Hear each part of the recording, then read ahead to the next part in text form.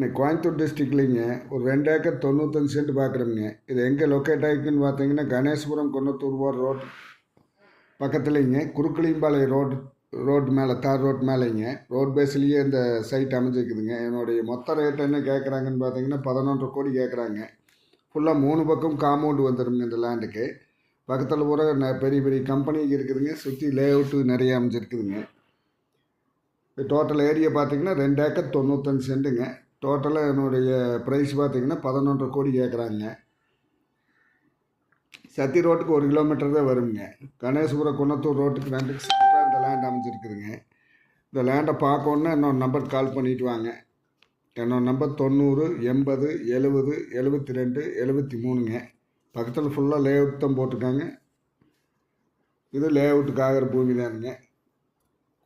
நன்றி, வணக்கம்.